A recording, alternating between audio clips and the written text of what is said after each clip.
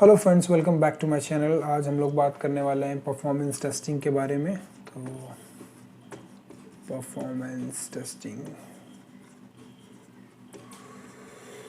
दोस्तों, जैसा कि आप जानते हैं कि आप कोई भी वेब एप्लीकेशन या सॉफ्टवेयर डेवलप करते हैं तो हम उसकी परफॉर्मेंस टेस्ट करते हैं कि वो एप्लीकेशन प्रॉपरली चल रहा है कि नहीं। फॉर एग्जांपल, अगर उसकी कॉम्पेटिबिलिटी चेक करते हैं कि वह हार्डवेयर के साथ कॉम्पेटिबल है कि नहीं। फॉर एग्जांपल, उस पर बहुत सारे यूज़र्स एक साथ आ गए तो वो आपका सिस्टम जो सॉफ्टवेयर है क्रैश नहीं होना चाहिए।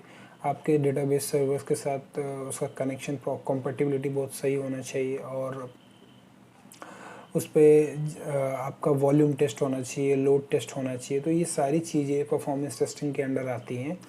तो इसमें दो टाइप की टेस्टिंग होती है जो हम लोग मेजरली करते हैं in performance testing. First is called as load testing.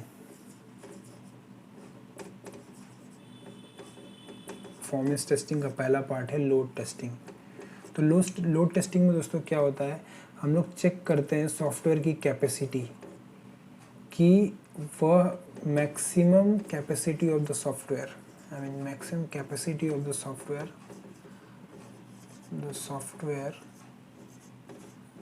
with respect to hardware it can work। मतलब हम लोग सॉफ्टवेयर की कैपेसिटी चेक करते हैं कि कितने हार्डवेयर तक ये काम कर सकता है इस लोड टेस्टिंग में। फॉर एग्जांपल, कोई भी सॉफ्टवेयर है वो 4 GB रैम में उतना ही चल रहा है जितना कि 2 GB रैम में चल रहा है। तो या उसको 8 GB में कुछ इशू आता है या 2 GB में कोई प्रॉब्लम आता है, तो हम लोग वो इससे कॉम्पेटिबिलिटी चेक करते हैं विथ रिस्पेक्ट टू हार्डवेयर। तो इसको हम लोग बोलते हैं कि लोड टेस्टिंग।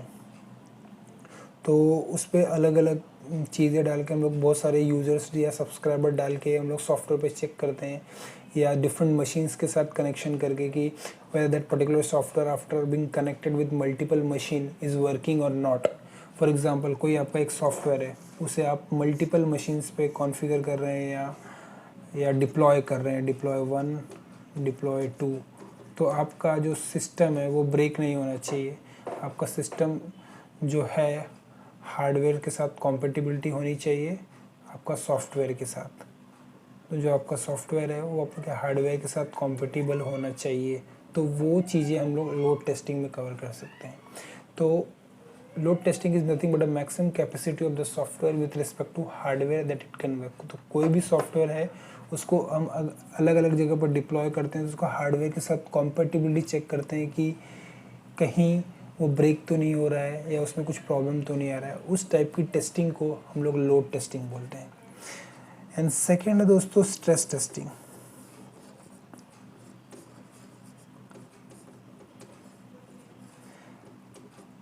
स्ट्रेस टेस्टिंग में दोस्तों हम लोग चेक करते हैं कि फॉर एग्जांपल, आपको कोई सॉफ्टवेयर, आपने कोई भी लॉगिन बटन या फंक्शनलिटी डेवलप की है, and once I click on that, for example आपने लॉगिन बटन डेवलप किया है और बहुत सारे लोग सबमिट बटन पे क्लिक कर रहे हैं, तो आपका जो सॉफ्टवेयर है वो क्रैश नहीं होना चाहिए। For example, I am applying, for example आपकी सॉफ्टवेयर में 100 यूज़र्स एट अ टाइम या 1000 user at a time login कर रहे हैं। तो आपका सॉफ्टवेयर में एट अ टाइम 100 यूज़र्स लोग सबमिट बटन पे क्लिक कर रहे हैं, तो आपका ये जो बटन है वो क्रैश नहीं होना चाहिए। तो इस टाइप की टेस्टिंग को हम लोग बोलते हैं स्ट्रेस टेस्टिंग। तो जिस पॉइंट पे, फॉर एग्जांपल, ये आपका एक्स एक्सिस है, ये वो आपका वाई एक्सिस है। For example, I am applying 100 और 1000 users on this login page concurrently. तो 1000 यूज़र्स इस लॉगिन बटन पे एक साथ लॉगिन कर रहे हैं, तो मैं चेक करूँगा कि ये कब जाके ये सॉफ्टवेयर ब्रेक हो रहा है। तो इस जब सॉफ्टवेयर ब्रेक हो गया या सब ये क्रैश हो गया, तो इस पॉइंट को हम लोग बोलते हैं क्रैश पॉइंट, और you can say degradation point, degradation.